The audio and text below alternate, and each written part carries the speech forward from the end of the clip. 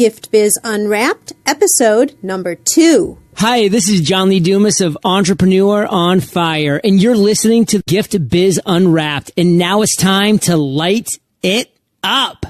Welcome to Gift Biz Unwrapped, your source for industry-specific insights and advice to develop and grow your business. And now, here's your host, Sue Monheit. Hi there, I'm Sue Monheit, and welcome to the Gift Biz Unwrapped podcast. Whether you own a brick and mortar store, sell online, or are just getting started, you'll discover new insight to gain traction and grow your business.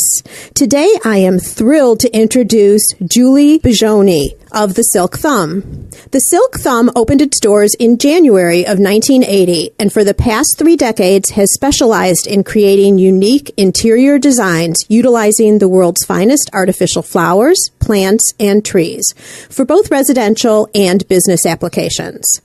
Some of their well-known clients are Billy Corgan of the Smashing Pumpkins, the Signature Room on the 95th, and Ravinia Festival, which is an outdoor concert area in the northern suburbs of Chicago. Julie grew up in Highwood, where the Silk Thumb is currently located. She started working in the retail store when she was 16, and under the previous owner, she learned the tricks of the trade. And since I said previous owner, you guessed it, after 7 years, in 2007, she had the opportunity to buy the business. And guess what? She did. Julie owns 2 dogs and is busy planning for a big event next May, and that is her wedding. So Julie, next May, do you mean in like a few weeks from now? Yes, I mean in a few weeks from now. Are you ready? I am, Sue. Yay! Very exciting. What else should we know about you and your business before we get started? What makes the Silk Thumb different is I come out to see your space, whether it's a new law firm downtown or a new home in the suburbs. I get a feeling of your surroundings, of your taste, of your color, whether you're traditional, whether you're modern. And then I create an interior landscape of floral, of plants, of trees, of whatever that is needed to warm up your space, to create color and welcome your guests without the maintenance. So a lot of other stores, there's this customization that we offer that I don't think many do. Yeah, so your difference is you're really not just a cookie cutter approach. You really get to know who your customer is, and so every single application is unique. Exactly. That sets you apart so much just right there. Well, Julie, as our listeners know, we like to align this conversation around the life of an inspirational candle. Shall we light it up? Let's do it, Sue. Okay. I'm glad you said that. Now, help us envision your candle. What color is it? My candle is red. And why is it red? Red is my favorite color, has always been my favorite color, and it's also the color of my favorite flower. A red rose has always just been the most beautiful, strong, and exquisite flower. I love the smell of them, I love the layers, and I love the thorns of a red rose. So I'm just drawn to the passion and fire that red gives me. Love that. Passion and fire. And with that, let's talk about a quote that's resonating with you these days. And this would be the quote on that beautiful red candle. On my candle, I'd like to say that there'd be some long, eloquent quote, but my candle says, "Let's get her done." Let's get her done. And what does that mean to you when you think about that? I say that a lot to myself. When I have a big job to do, and I mean a job I've been preparing for a month. Like, for example, this last December, I had one of my biggest jobs in 7 years. It was an indoor pool room, and I had designed the layout and picked the color and plants for 150 plants for this room. Each nook, each corner was filled with realistic greenery, and it really was spectacular, but it involved multiple people. It involved a 22-foot truck that I drove. Whoa. And I'm driving like Penske trucks, and really in the morning I take a deep breath, I look at all the plants, and I'm just about to get overwhelmed, and I look at everything and I say, all right, let's get her done.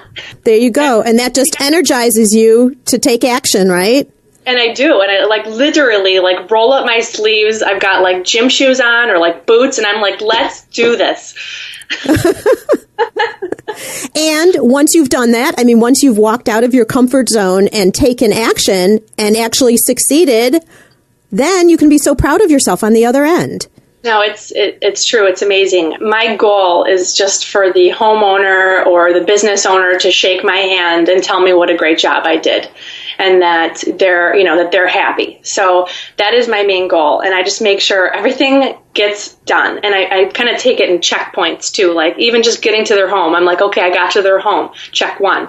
Everything's unloaded. Check 2. So it's just a mental thing I'm doing. Okay, I've done it in steps. So now I just have to do this. Done. That's some really good information, because I think if you look at a project in its totality, it can be overwhelming. But just to break it down in steps and then take each individual step, get it done, like you said, check it off, is a great way to accomplish things that at first look insurmountable. All right, Julie, let's go back to the very beginning of your journey. You're talking about how when you were young, you were working at the Silk Thumb. Yes. First off, was this your very first job? It wasn't my first job. It was my first long job. I did work at Ravinia, actually, when I was 15. But my mom really wanted me to have a job. I was 16, and I didn't want to work at Jewel or McDonald's. I wanted to work somewhere different. And one of my girlfriend's sister was working at the Silk Thumb, and she told me that they were looking for a stock person and someone to do organizational tasks and to clean and do things. It was a very busy store. There were about 5 people working there. And so I started to work there. I started to work there after school, during breaks, during my summer, and I really, really loved it. So then you obviously did, because you worked there for a long time. And then tell us what happened. Give us the story about how all of a sudden you found that you could possibly actually own the Silk Thumb. Yeah. Well, it was so different, and I loved watching the floral designers come up with the designs, and how seeing 12 stems, 12 separate stems could then turn into a masterpiece before my eyes. And the store was always overflowing with flowers and trees. So it was just a wonderful, happy place to be. And I loved how the previous owner, Vicki, had started this business in her basement and then became really so popular that she started renting the storefront in Highland Park. So I went to Northern Illinois, which is not too far away, and every other weekend I would start coming home, and I would work there on a Saturday. And she loved how I just would roll up my sleeves, and I wasn't afraid to get dirty. I would come in and I would clean house, and she loved that. I would break boxes down, I would stock flowers, I was moving displays around. I was just always very hands-on in that store. I guess I felt very comfortable. And then I ended up interning with her. So I got college credit my junior year, and that's when I really learned a lot about the business part of about the business. She started taking me on buying trips to California. So I saw how she was communicating with her wholesalers and with her clients. She started bringing me to homes in the North Shore. And when I say homes in the North Shore, I mean, we were doing like Michael Jordan's home and Scottie Pippen's home and Richard Marx's home. So I really got a firsthand experience of what it was like to run the business. And it was really amazing.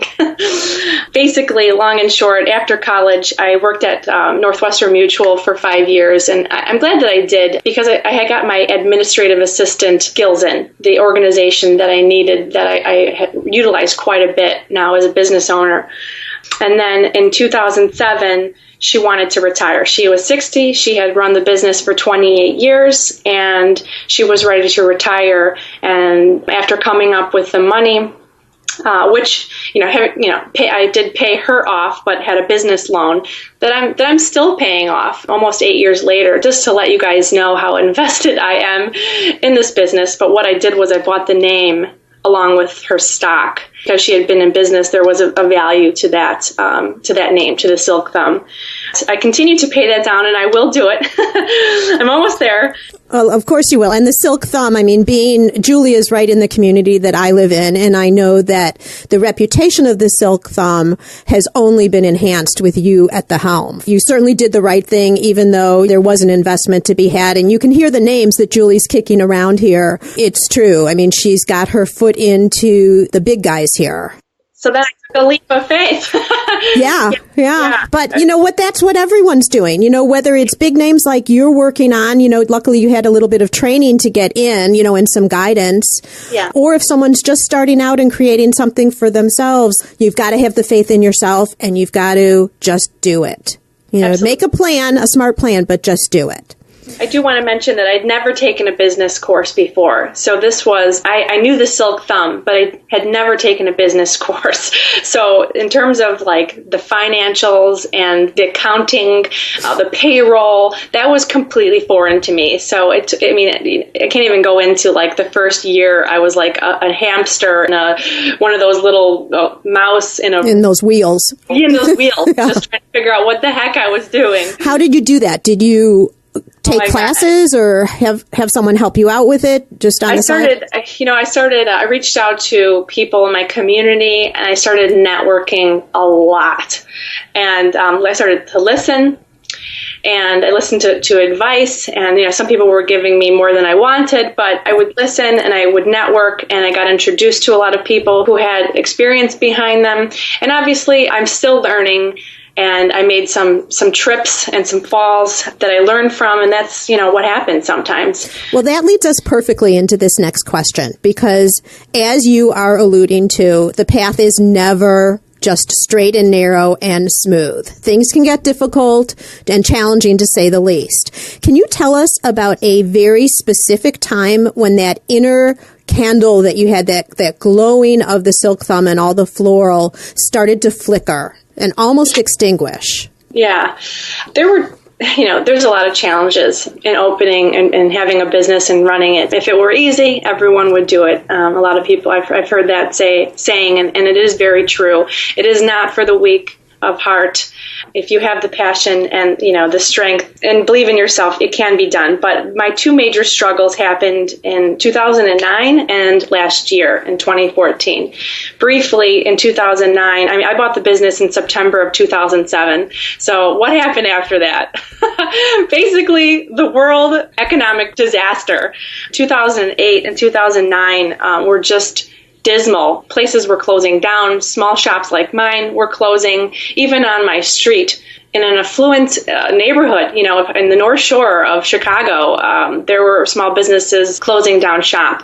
So I had to do something, and I had to do something fast. I literally had tapped out all my resources. I had tapped out a credit card. I was like, you know what, if I'm going to do this, I can't walk away right now. I need to know that I tried everything I could to keep this business afloat. So I just, she really sold at a good time, and I bought at a bad time. But you didn't know what was around the corner either. I didn't know. No, I mean, gosh, who knew that was going to happen? Exactly. People were losing their jobs. But basically, I changed the business model was, I'd say, about 80% residential homes to 20% corporate and commercial work that we were doing. And I switched that around and really went forward towards the commercial and corporate clientele. And I talked to them about how they could save, how I could focusing on how businesses could save money by cutting their fresh floral costs, by cutting the maintenance of the plants and the fresh flowers, by bringing them a new quarterly arrangement, a leased arrangement to them, or just doing silks in their lobby instead of fresh. So that was when, and then I started networking a ton, and that was when I got into Prentice Hospital and the Signature Room and House of Blues downtown. I had a beautiful product that didn't die. So the other thing you're saying is you provided a solution to other businesses who had a problem. And the problem was they were going through the economy just as you were. So right. Here you walk in with a solution. They may never have even considered silk floral before, but it was a huge money-saving opportunity for them too. Did this just come to you overnight that this should be your approach? People were talking, I listened to them. I listened to the problems that they were having. People were telling me that they were cutting their reception arrangements, their fresh flower arrangements. And, everyone's going through a hard time, but you certainly don't want to look like you're having a hard time when you walk into a lobby and there's no flowers or it looks dire or not welcoming. I was networking with a lot of business people, so I could see that was a need. So I was going downtown quite a bit, and I was seeing the hustle and bustle of, and how my product could solve a solution, like you said. Mm-hmm. And how did this change the way you worked, your location or your daily habits in the work environment? Well, I found myself out of the store a lot more, and then I had to have someone in there. I had to pay someone to be there. So then I found, so that leads me to this last year. And this last year was sort of the straw that broke the camel's back for me. Again, like you had mentioned, this Silk Thumb had been in downtown Highland Park for about 30 years. And basically during the winter months, downtown Highland Park was pretty quiet. And just like a lot of other businesses, it's cyclical. And my January, February, and Marches were just dismal. I mean, so dismal in 2013 and 2014 that I wouldn't see people for like a couple days. I was having like $0 days, and I still had my overhead to pay. I still had my rent, my AT&T bill, all of these things. And it was becoming so bad. I was crying. I had Annette, my assistant, who had worked with me for the last 7 years. I was cutting her hours substantially. Like I'd have her in 4 days a week, and then it basically got down to about 1 day a week, and then almost went down to every other week, 1 day, every other week. And I'm very prideful, so that was really hard to do, which she understood because she could see I was a mess, like literally a mess. I mean, like if someone didn't come in the store all day, I would be heartbroken. And I had such a beautiful product, so it was like, it was stopping me from going out and getting business because I had to be at the store. So it was like I was a lose-lose situation. And in February, I found out that my building had been sold and that I was going to have a new landlord. And he was a nice guy, but he basically told me that my rent was going to be going up $600 in August, which is when my lease was up. And I knew at that point I couldn't even consider the extra $600 in rent. I wasn't even paying myself a regular salary, during those months.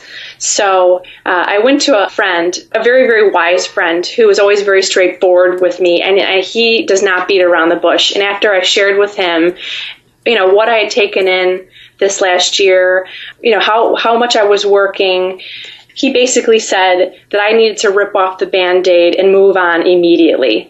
He's like, you need to get out of the storefront immediately. He said, what did he say? He basically said that every day I'm in the store, I was bleeding. And he told me I should call my landlord the next day and see when I could leave. And it was like a slap in my face. And I still remember I was like quiet.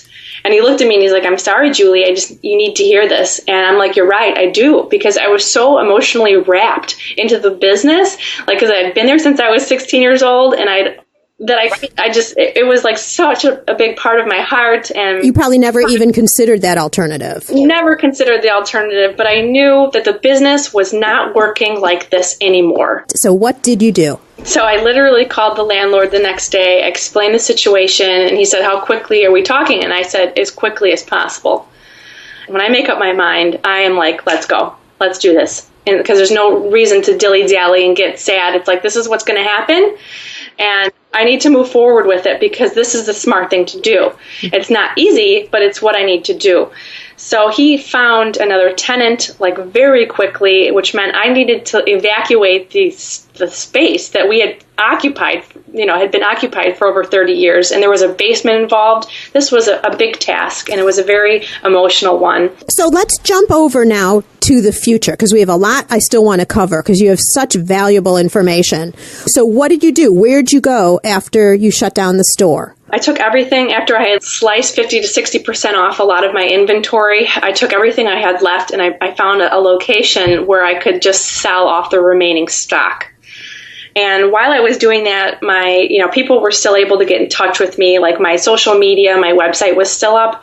So I was still selling things off, and people were getting in touch, and they were like, because in my head, I thought that the business was over. The business could not function without a storefront. And in my head, I thought this was what needed to be done, and I was just going to sell off what I needed and go get a job for someone.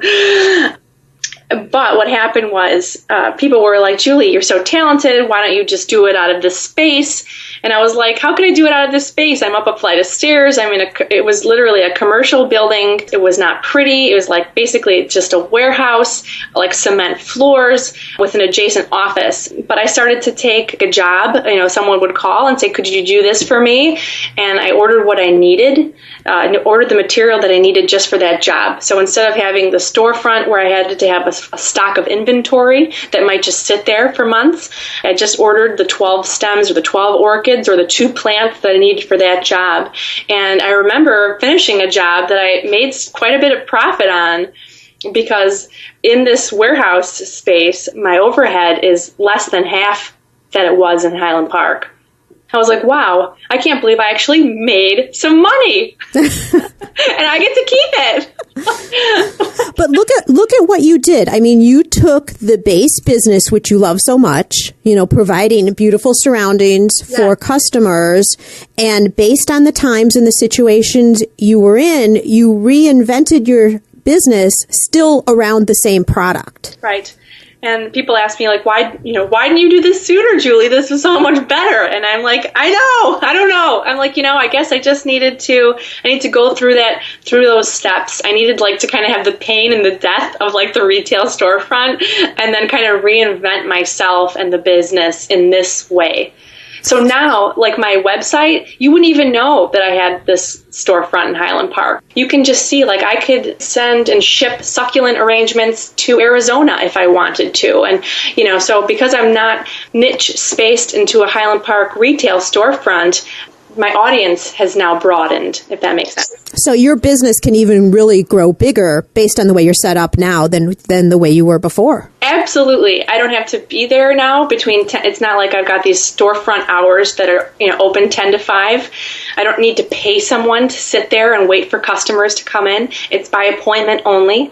So I've really simplified my life. And that's what I would tell business owners or people who are looking into it. My life has become so much more simple, and I meet people on my time, and whether it's me going out to their home or to their business, or they come meet me at my studio, I don't need a fancy storefront, and I realize now that I didn't ever need one. I've got a beautiful product and I've got a talent, and people don't care if I'm working out of my basement or if I'm working in a warehouse. I'm producing a product that's going into your space. Yeah. So I think the takeaway with all of this for the Gift Biz listeners is make sure that you keep your eyes open to considering new possibilities. Yes. We're going to move into what we call the reflection section. This is to capture some good information from you in terms of resources or tools that you found to be really valuable. What is one natural trait, Julie, that you have that you feel has helped you to succeed? Well, I would say that I'm definitely a go-getter. As you can see, the Get Her Done candle. That is something I've always... I'm not afraid to roll up my sleeves and give it a go. And the other thing is I have always been very good at color. And in my industry, what I'm doing, I'm very good at color combination. And I could look at a picture in your home. I could look at a color in your pillow, and I could literally go and match it to a flower that's the exact color just by memory. So I think that has helped me quite a bit. What tool do you use regularly to keep productive or to help create balance in your life? Every day I use a to-do list. I've been using the same list for about 10 years now, even when I was an admin. I print one off every day, and it basically says what my high priorities are for the day, who I need to follow up with, the calls I need to make, and the projects that I'm working on. And every day I'm a pencil and paper type of gal. I definitely don't put things, use my phone. I like to cross things off when I'm done.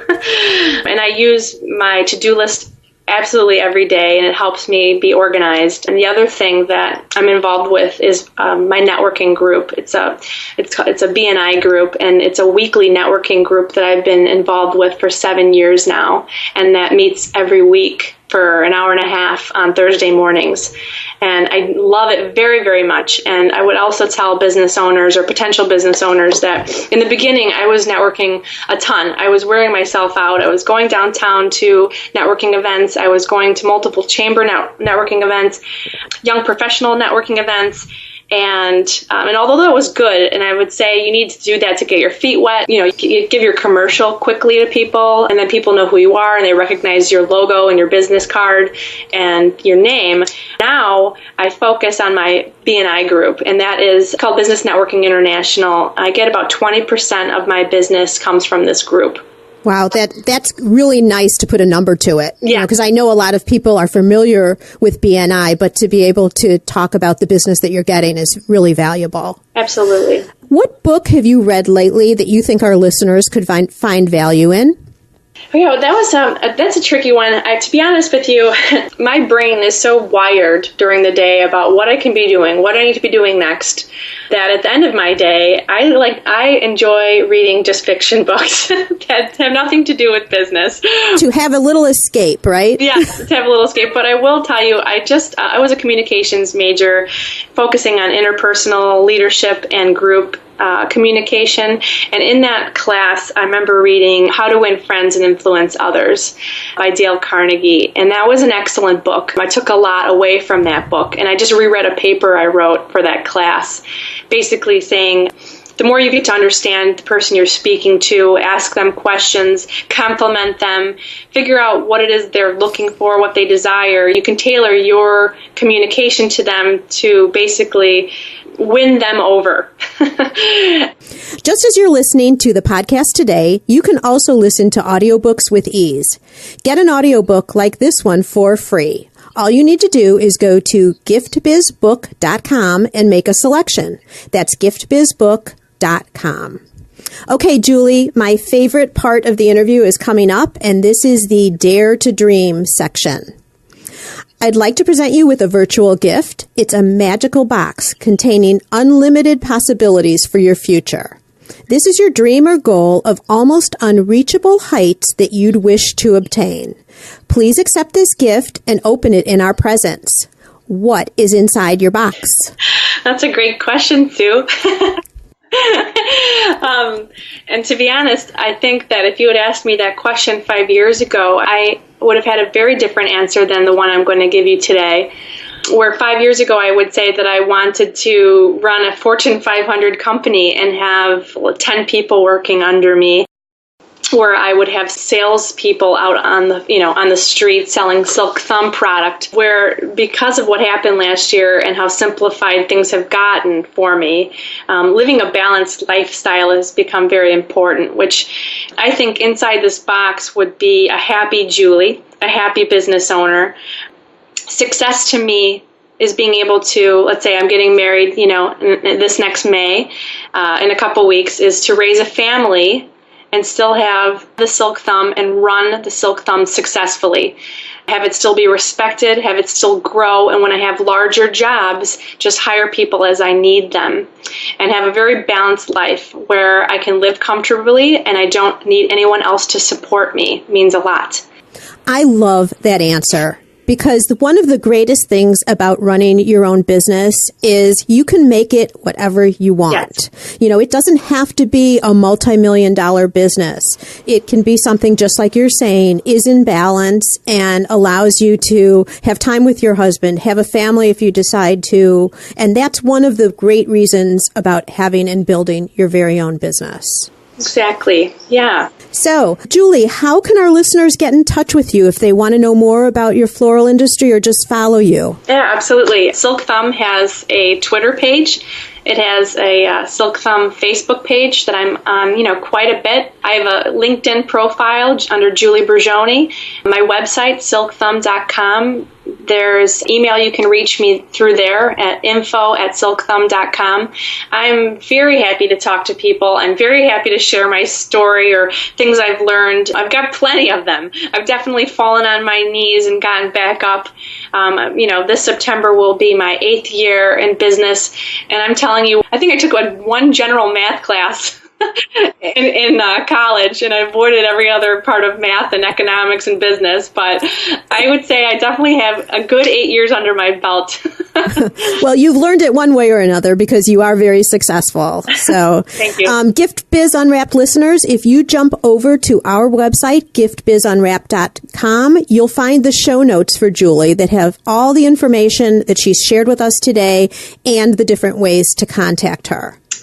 Thank you so much, Julie, for the tremendously valuable gifts that you've shared with us today. You've really opened up your business and your life and told us your journey, and it is worth so much to our listeners. Oh. So, Julie, may your candle always burn bright. Thank you, Sue. Appreciate that. Learn how to work smarter while developing and growing your business. Download our guide called 25 Free Tools to Enhance Your Business and Life. It's our gift to you and available at giftbizunwrapped.com/tools. Thanks for listening, and be sure to join us for the next episode.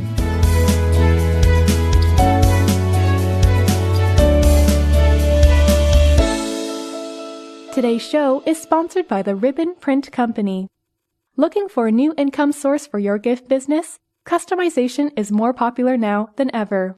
Brand your products with your logo, or print a Happy Birthday Jessica ribbon to add to a gift right at